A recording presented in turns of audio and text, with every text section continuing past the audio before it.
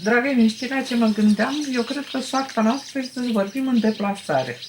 Dacă ți-aduce aminte, cu ani în urmă ne-am întâlnit la Cluj în timpul festivalului TIFF și era parcă filmul lui Mungiu, Amintiri din epoca de aur, unde jucai în primul episod filmat de Ioana Uricariu, un inspector. Și atunci ne-am dus la studioul din Cluj pentru o emisiune radiofonică și așa te-am cunoscut și atunci m-a impresionat foarte tare dorința ta de a-ți diversifica pe cât posibil activitatea și de a face și actorie și regie și între timp lucrurile s-au adeverit și iată că aș vrea să discutăm despre acest parcurs. E o chestiune pe care, din fericire pentru mine, nu o controlez și nu o calculez, pentru că mă implic total în proiectele în care sunt chemat și adică m-am implicat până și m-a sunat cineva, bă, ajută-mă la o chestiune cu camerele, să facem rost de nu știu ce cameră de filmat, zic, băi, gata, hai să facem rost, m-am dus, am făcut cameră, am participat la chestii de mult, la developări în laboratoare, adică tot așa, băi, du-te, fă și mi-adu niște revelatori, hai să facem o chestie cu developat de niște diapozitive. Adică tot ce ține de partea asta cu să facem, există ceva, nu știu ce, care te îndeamnă să... Care mă îndeamnă sau care mă îndeamnă să refuz de la început. Există situația în care nu știu ce conectică energetică am și niciodată n-am refuzat pe cineva frontal, pentru că nu mă lasă sufletul să fac asta, dar mă dau ocupat. Adică zic, o mică lașitate. Nu știu cât de mult e lașitate, dar prefer să fiu foarte atent cu sentimentele oamenilor din fața mea, pentru că știu cât de mult sunt ei implicați, la fel cum sunt și eu la rândul meu am primit refuzuri de la alții. Și am aflat prin alte conjuncturi că omul de fapt nu era ocupat și că nu făcea nimic în perioada aia, doar că a ales o cale mai civilizată de a nu mă răni. Și mai blândă de a nu mă răni. Și atunci am preferat să iau lucrurile bune și să nu dau, adică decât să dai un pumn, mai bine dai o palmă, dacă ești nevoit să faci ceva. Și atunci prefer să mă dau ocupat. Bun, dar una este atunci când sărim să ajutăm pe alții sau când experimentăm niște lucruri mici împreună cu altcineva și alta este când ai un proiect din care să construiești o carieră, pentru că tu îți construiești o carieră. Eu construiesc foarte atent cariera, asta e o chestiune pe care o fac, adică sunt extrem de selectiv cu lucrurile în care apar sau pe care le semnez cu numele meu. Sunt foarte selectiv, însemnând că lucrez doar în lucrurile în care cred cu adevărat, fără nicio legătură cu implicarea financiară. Adică au fost lucruri în care am fost angrenat luni de zile fără nicio implicare financiară, pur și simplu pentru că am crezut foarte mult în chestia care s-a și adeverit până la urmă că a ieșit. Și au fost lucruri pe care de la o anumită perioadă, cred că începând de acum vreo 4 ani, am încetat să le mai fac. Au fost lucruri, cum facem toți în viață, în care compromisul, situația te silește să faci un compromis. Și atunci... Eu le numesc uneori alimentare. Făceam niște alimentări, exact, făceam niște alimentări, doar că m-am oprit total. Din ele, e o opțiune pe care am luat-o. Normal că fiecare are un preț. Normal că dacă îți vine cineva cu o cutie plină cu bani, te duci.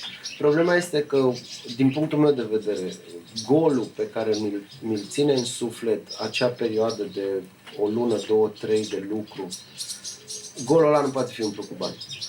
Și golul ăla este în momentul de față, în perioada asta a vieții mele, golul ăla este atât de dăunător din punct de vedere psihic, că mă va opri să lucrez următorii 2 ani, adică dacă fac un proiect de o lună jumate, timp de 2 ani de zile ratez tot ce ar însemna altceva. Adică dacă ar trebui să fac un rol de Lucruri film, pentru sufletul tău. cum lucruri ar pentru veni. suflet. Cum am avut, spre exemplu, am avut experiența cu Dan astă vară, am ținut în spate o mare parte din filmul lui. E vorba despre Dan Chișu și Dan despre Chișu, filmul da, și Aniversarea. despre filmul Aniversarea sau Confesiunea sau cum îi Se va va pune numi. titlul final. Ca să duci un tip de rol de genul ăla, mie îmi trebuie o pregătire psihică, îmi trebuie alt soi de pregătire psihică și atunci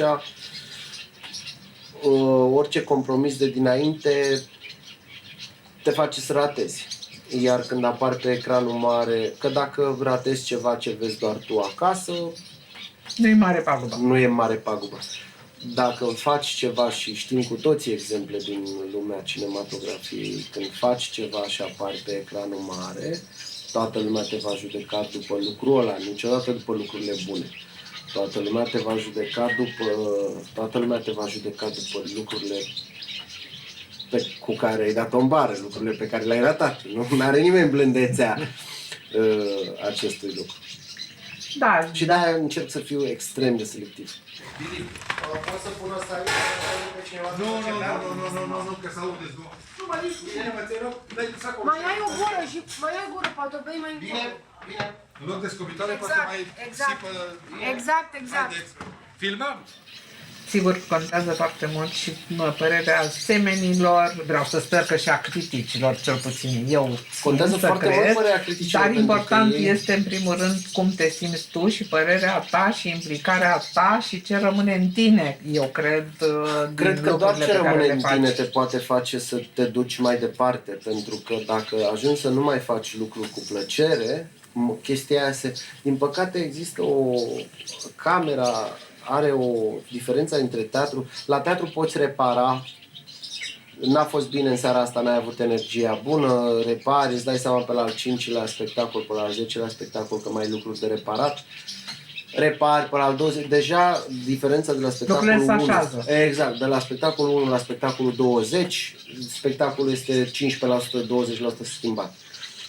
La film, când ai stresul că există varianta să alergi pe un cadru, deci să dai un sprint pe ceva, ce regizorului s-ar putea să-i se pară bine și el să spună asta e, rămâne, în momentul ăla, tu peste 30 de ani te duci copiii care vin la facultate sau ceva și tu ai părerea ta despre el, dom'le, eu am fost un actor mare, am fost și el, o să uită la tine un student și o să spună, vreți să vă arăt eu un film în care erați cam pe câmpii, așa că lăsați-mă mai ușor cu asta, cu domne și actor sunt eu.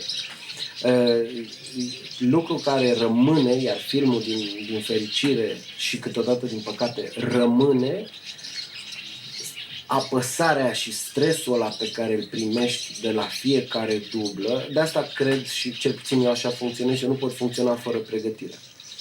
Adică pregătirea pentru o chestiune care la teatru se întâmplă în timp, mie îmi trebuie timpul care la teatru se întâmplă după, mie îmi trebuie înainte. Ca să mă pot pregăti psihic. Deci nu vorbești numai despre repetițiile pe care un regizor le face în vederea unui Repetițiile rol, sunt- ci și repetiția e nevoie de pregătirea ta repetiție. cu tine. E nevoie de repetiție pentru că altfel nu, din păcate sau din fericire, nu știu, unora le place, la alții am fost incomod. Înainte, nu pun niciodată întrebări la filmare, adică în momentul în care am ajuns deja la prima zi de filmare, eu știu tot despre ce am eu de jucat, doar că sunt foarte incomod înainte.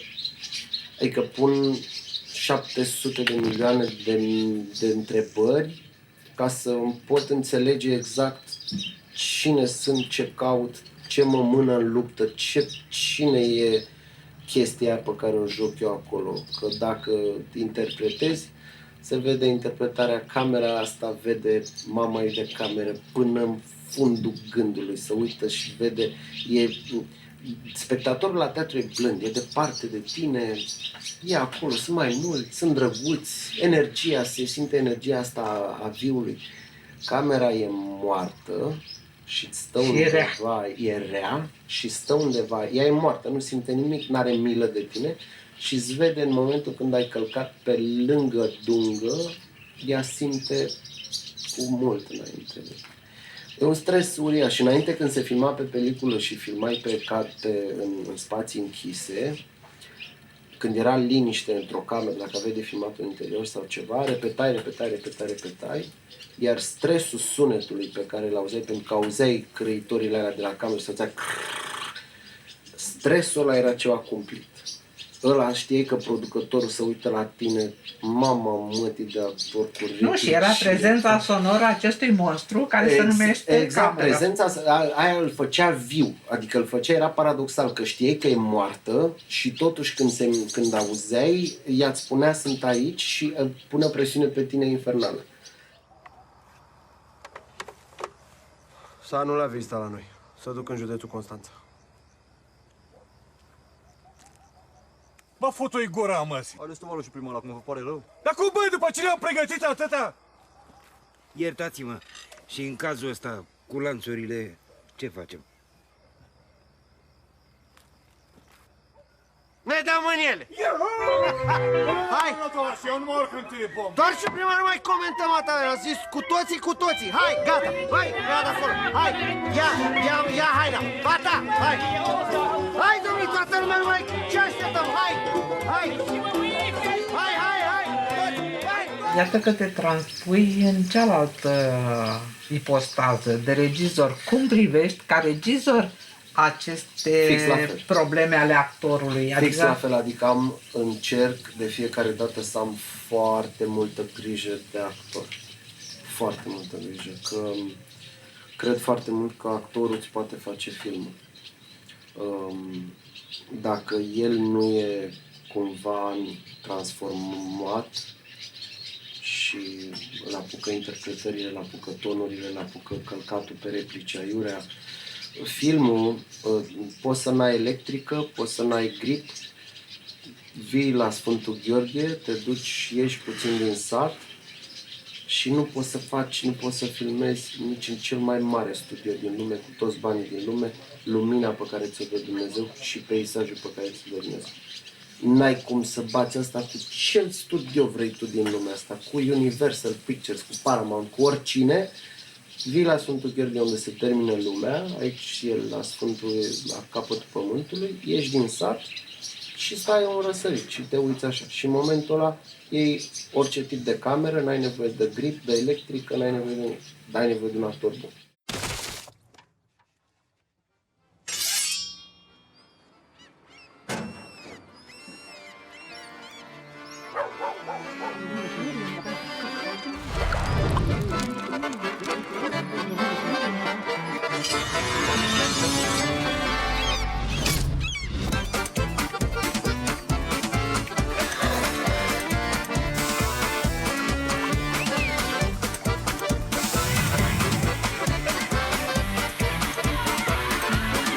Care-i treaba ta, mă? Taci din gură. Haide! Dar nu vezi de soțul matale? Auzi, tu să nu zici mie ce să fac, da?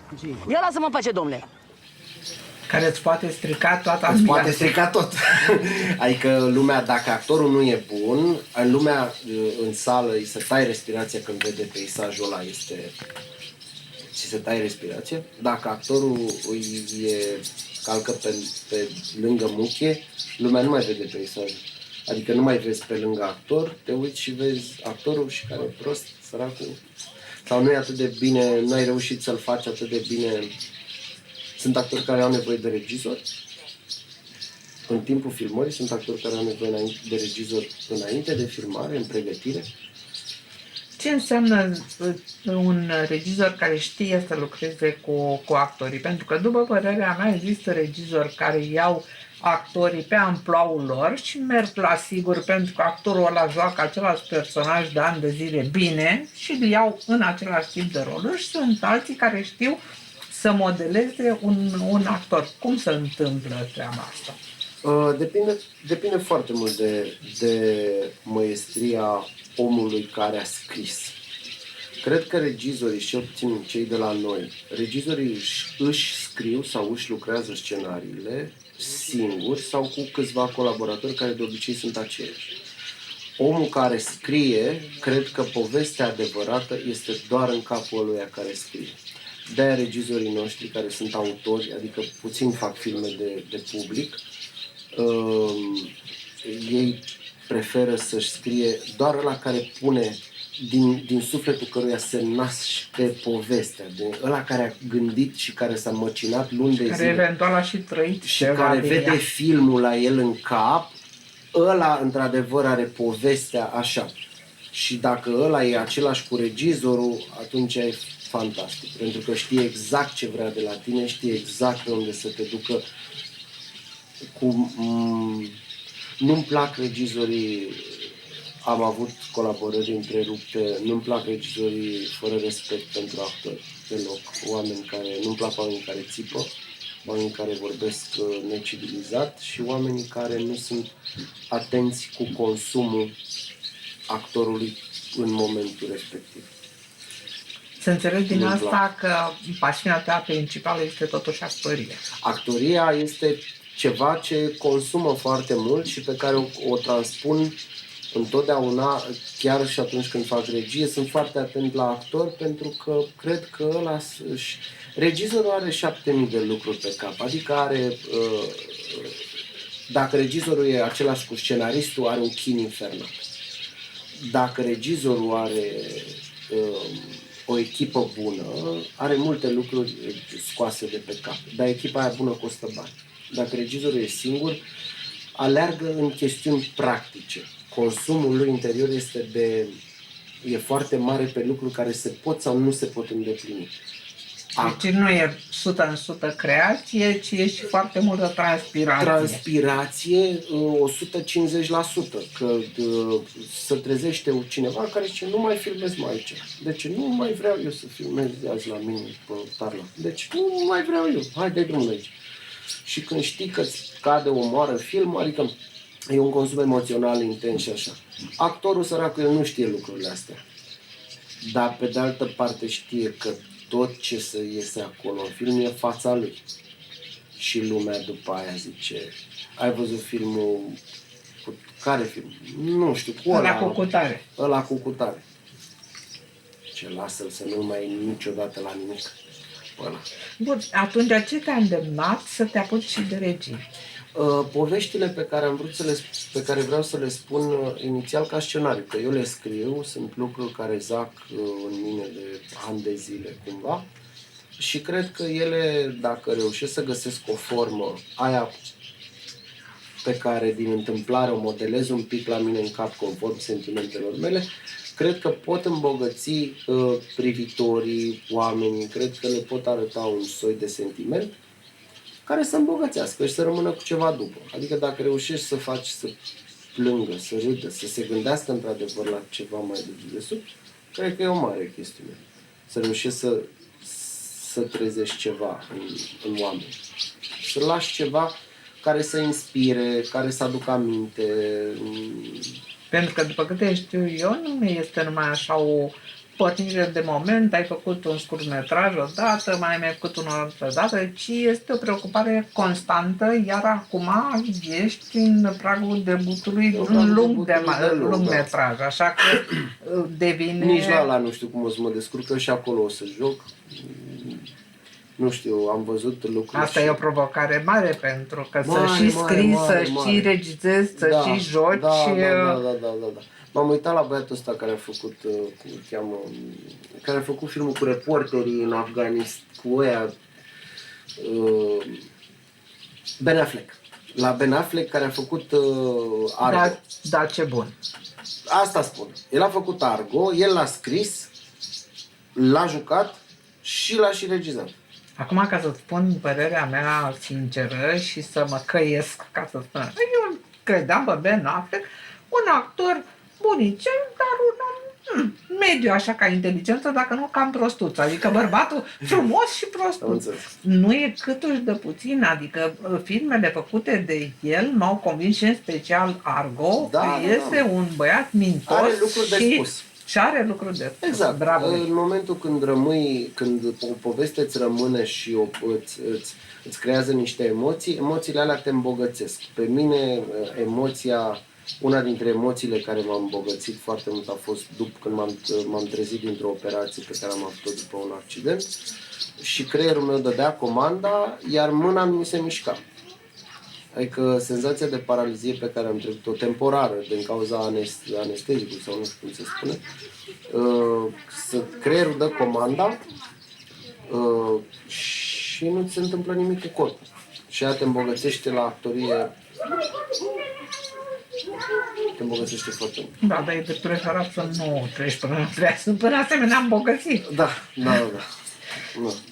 Deci cred că dacă spui lucruri care îmbogățesc oamenii și îți rămân pe mine, Argo m-a îmbogățit foarte mult pentru că mi-a creat un soi de senzație pe care o țin minte și pe care o pot exprima la rândul meu, o pot transmite mai departe altor oameni. Un soi de emoție la care eu, odată când o să am de jucat ceva sau de făcut ceva sau de spus ceva în orice tip de formă, că e pe hârtie, că e pe regie, pe film, pe orice ar fi, pot să apelez tot timpul la emoția aia, mi-am înmagazinat-o, o țin minte și știu cum să mă duc la sertărașul ăla și să o scot și să știu ăsta e tipul de emoție pe care aș vrea și eu să-l transmit, pe care aia mi l-a provocat, eu m-am îmbogățit cu emoția aia, am păstrat-o, am magazinat-o și o scot și o dai mai departe.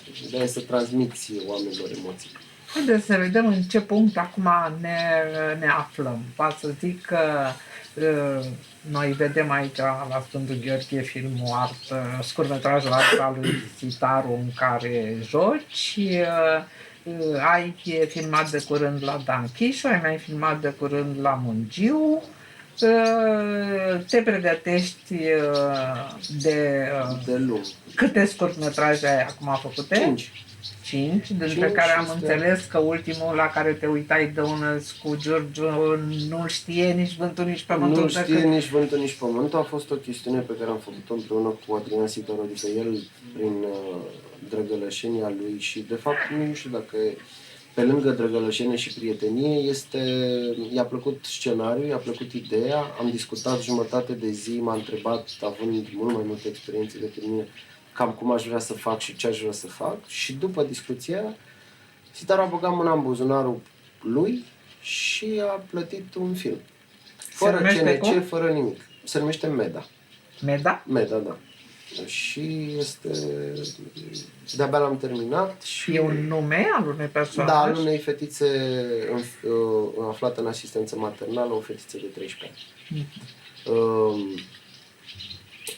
Și e un film la granița moralității, până unde cam despre dreptate, despre câte feluri de dreptate sunt în lumea asta, despre dreptatea legală, dreptatea morală, dreptatea care e dreptatea până la urmă și cine are dreptate în momentul când legal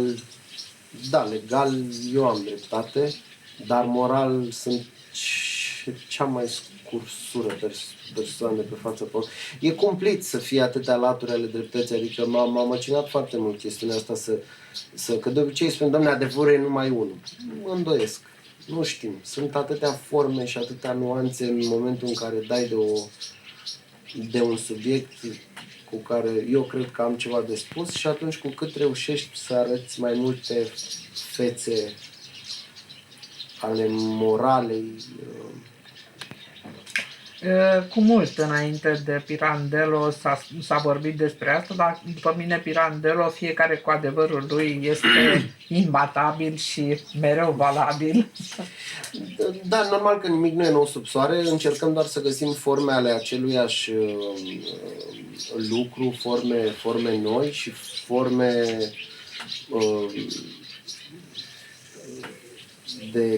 de modelare. Naștere, căsătorie, moarte. Temele sunt trei, le-au tratat toți de la greci până la Shakespeare, mai nou Cehov, toți ăștia mari. Astea trei sunt, că atâtea ne-a dat nou universul. Viața, exact. Dar cu toții au formele lor și modelarea lor de a transmite tema asta și de a încerca să dai o formă a sufletului tău, că de-aia suntem diferiți. Amândurora ne e foame, doar că dumneavoastră vă săturați cu 2 linguri, eu mă satur cu un castron și deja suntem foarte diferiți și putem duce chestia asta. Eu mănânc salată și tu mănânci exact. Amândoi avem sentimentul de foame, doar că ne exprimăm diferit. Așa, și ca să continuăm, ești în prag de lungmetraj, da? Mai intervine ceva între meda și lungmetraj? Sau... Nu, intervin doar pregătiri și tot felul de prospecții pe care le am prin țară. Pe când începi? Prospecțiile le-am început deja, am făcut unele în primăvară, acum în toamnă o să mai am unele și pe urmă o să încep distribuția pe care oarecum am făcut-o și ușor, ușor repetițiile. Eu cred în foarte multe luni de repetiții, ca să aibă timp omul ăla, cum ziceam, actorul ăla, poate se mai gândește când mai mănâncă, se mai gândește la ceva, poate seara înainte de culcare îi mai trece ceva prin cap despre personajul ăla. Are timp să se așeze. Dacă îi dau textul și știu cu 6 luni, 7 luni înainte ce va avea de făcut, în alea 3-4 luni se va așeza, pe urmă repetiții și se așează mult. Am trăit tot timpul niște chestii la filmări cu oameni care vin să bată clacheta, am de făcut un prim plan în care trebuie să plângi sau trebuie să ai un consum. Eu nu pot să plâng artificial. E o chestiune a mea, din păcate nu pot să plâng artificial. Am văzut actori care pot să plângă cu ochi diferiți. Adică mă întreabă cu ce ochi vrei să plâng, cu ăla plânge. Foarte norocoși. Eu nu pot să plâng și asta înseamnă că am o încărcare, spre exemplu, am avut o secvență la care știam că va trebui să plâng, iar 4 zile înainte de secvența am fost neom. Adică m-am gândit la toate nenorocirile pământului și am să aminte de tot ce am trăit mai dureros în viața asta, ca să-mi iasă și te distrugi, adică corpul e distrus după E o încercare foarte grea. Da, și dacă la un tip de secvență de genul ăsta vine cineva și îți bate clacheta aici și cu sunetul ăla și cu așa, te și gândești, bă, da, el s-a gândit vreodată în viața lui, da? De ce? Și tot, hai, băi, liniște, atenție, băi, gata. S-a dus, este ceva cumplit și am lucrat, slavă Domnului, cu regizori foarte atenți. Foarte atenți, unde nu țipa nimeni, unde oamenii încet. Am vorbit cu mari regizori, a fost Ivan Saba acum 2 ani aici să ia premiul pentru 10 ani de la anul 1 și îmi spunea, și eu, domne, și eu am țipat cu portavoce, am țipat la niște secvențe la colonel, cu armată, cu tare, cu portavoce, să știi, erau pe câmp. La secvență cu Meryl Streep și Jeremy Irons, te faci mic. Te faci mic, avea o secvență în care erau amândoi distruși, era secvență de prin adică plan de 2 în prin plan de 2 și vorbeau toți, îmi spunea că la filmare toată lumea era cu semne, adică camera, ok, sunetul, ok, din momentul ăsta, când sunteți voi gata, când o să păsățiți, atunci de-abia dați-i drum. Și da, așa cred că trebuie să te porți cu actorul ca să scoată din el tot ce are mai bun. Pentru că e foarte fragil, se poate sparge imediat. Știi ceva? Abia aștept să vin la filmare la lungmetraj, pe platou și să văd cum faci cu Niciodată să nu vadă. M-am enervat la filmări, m-am supărat, au fost momente, dar nu am făcut niciodată nimic în fața echipei sau sigur în fața actorilor. Adică da, m-am enervat, am trântit o hană pe acolo, nu știu, dar nu în fața actorilor niciodată, că îi încarci cu niște chestii, adică cel puțin eu când sunt actor nu vreau să fac chestii de-astea, că nu mă interesează. Sper să reușesc să-i mânuiesc cu atâta grijă cu cât au avut-o alți regizori față de mine când aveam ceva important de făcut. Așa, dacă ai o secvență de mers pe undeva, pe planul 2, pe acolo, să treci, să nu știu, o secvență de trece, nu ai nevoie de nicio pregătire, te trezești, o faci, că oricum nu te vezi și oricum camere, cadrul la foarte bine. Dacă n-ai de făcut niște chestii mai... Nu știu, e și ceva ce consumul ăsta cred că e un soi de masochism, că e ceva ce îmi place și fără de care nu pot să merg înainte. Cred că de fapt că de-aia îl fac. Dacă nu mi-ar plăcea, m-aș opri. Nu, eu îți urez să nu te oprești, cât poți să le faci în paralel, să-ți iasă cât mai bine. Mulțumesc mult. Și eu mulțumesc.